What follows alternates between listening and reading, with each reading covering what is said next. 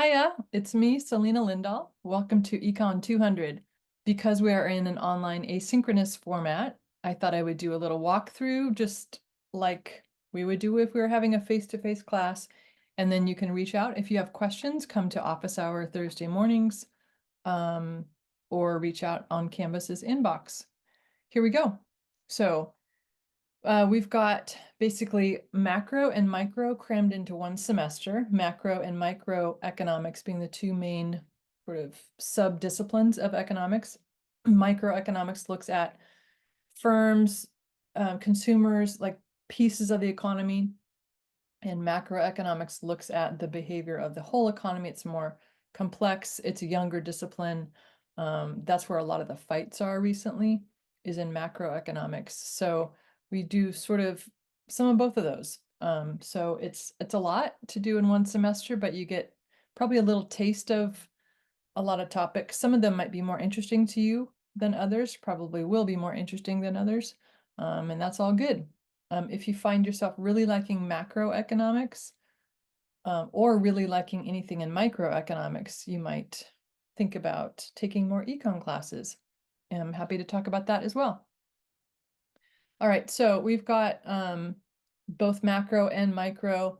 We've got your learning objectives. We basically want to think about how societies do this thing called resource allocation, or how do we decide as a group, right, as a society, what to make, who gets it, and how it's produced, at what price.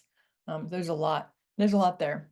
It's actually a really good time to be studying economics when there's chaotic global transitions happening, maybe even democratic transitions happening, a lot of that going on in the world right now. So economics is especially interesting. This course, as well as my teaching philosophy, is very much growth mindset rather than fixed mindset, which means that we should be expecting to learn by trial and error rather than holding ourselves to understanding the thing the first time we hear it. So that's just to instill in you this idea of what we know about human learning is that the growth mindset serves us much better in terms of learning things and not being so afraid to fail. So what that looks like in classes like this is you get a lot of different types of assignment and you get a lot of trial, right? So you get a lot of attempts, you get only a little bit of penalty when you guess at some things. What that will mean, though, is you've got to watch and make sure that you are learning it and not just hurrying and taking multiple attempts just to improve your grade. But that you're actually, sort of putting together the overarching basic learning objectives of the class. So here's one of the problems with online asynchronous or any type of online technology these days where we don't use textbooks in the traditional format, is that we can lose sight of the structure of what we're supposed to be learning, the outline, in other words. So one thing you can do for all your online classes, rather, is to make sure you're keeping some sort of master outline somewhere in your notes so that you know how all the pieces fit together. Because when we don't read textbooks from start to finish, when we just sort of only read the parts we need or whatever, what we lose is how the structure of the information. PlayPosit is free to you. It's actually free to all of us through Questa. The only thing that is paid for, and this should be in the inclusive access or in the first day materials, where as long as you keep the course, your Questa account will be automatically charged a discounted price for our textbook. That's the model we're using. So you'll be automatically enrolled, and if you decide not to keep the course for some reason, you won't be charged. So here we go. We've got Achieve Economics. That's the name of this online suite of materials. We've got practice problems, we've got homeworks, we've got graphing, we've got adaptive learning quizzes, we've got all the reading, all the textbooks in there as well. So that's what Achieve is.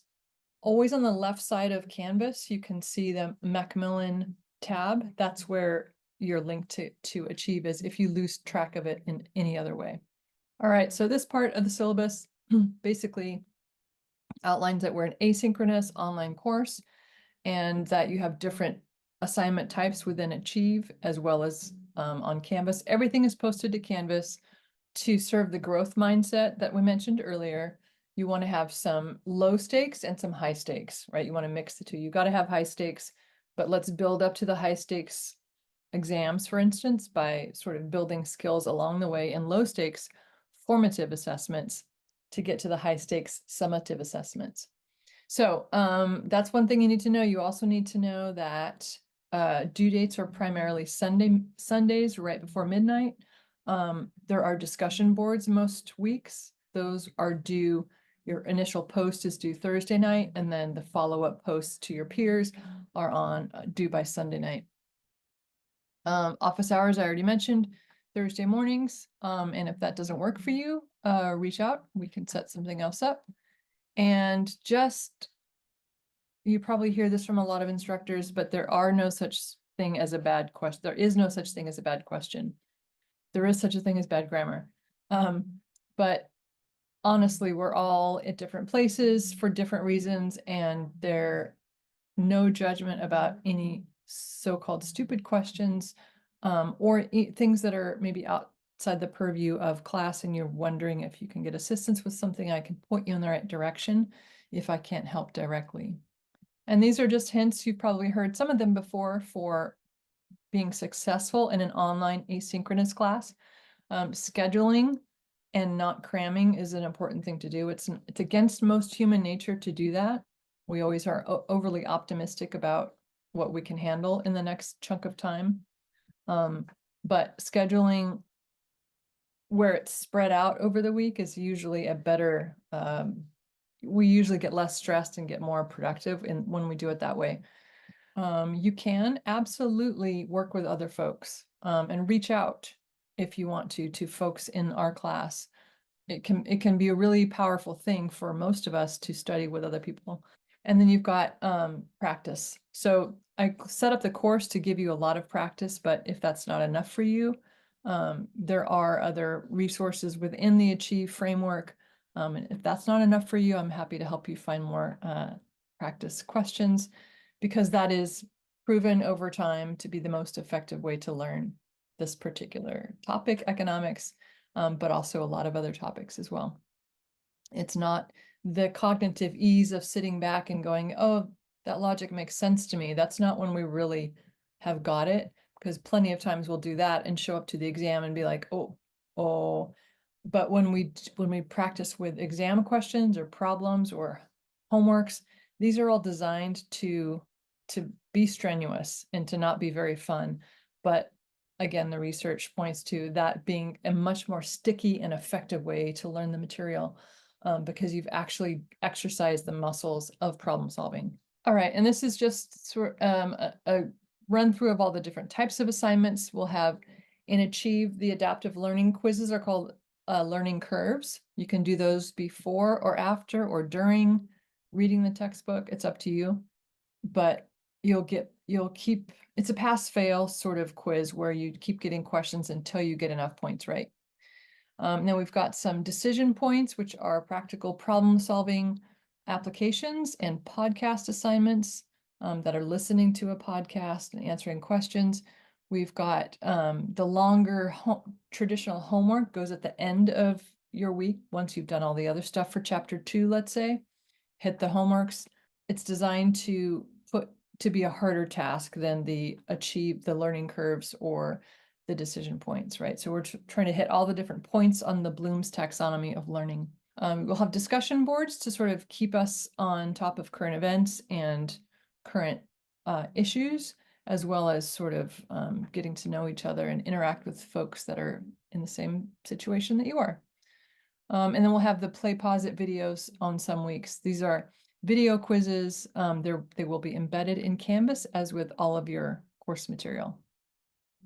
We will have 2 exams and a final. So 2 midterm exams and 1 final exam. A word about ChatGPT and other large language model AI tools. Unless otherwise welcomed by me overtly, they are not to be used for any of your writing assignments. There's a lot of reasons that that's needs to be the rule, but the key here is that you won't really need them. Plus which there's the ethics and morality piece, which I don't need to be another person preaching about the ethical problems with getting something else to do your work for you and pass it off to your future employers and your instructor and all the other people competing, as it were, for grades, that's just not an ethical thing to do. Disability, if you think you might qualify for the DSPS, please let me know, or better yet, contact them and reach out and get a diagnosis, get your questions answered, etc. Everybody that needs accommodation will get it, but sometimes you have to start that. How is this exciting tour of Econ 200 syllabus going for you? We're almost done. Big inhale, big exhale. Shake out the cobwebs. Here we go.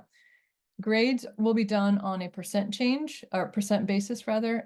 So we've got 25% of your total grade is in achieve assignments, 10% in your discussion boards, 30% for the midterms, and we'll drop the lowest of the two midterms. The final exam is cumulative, 25%. So you've got 55%, 30 plus 25 in exams. That's your high stakes summative assessment.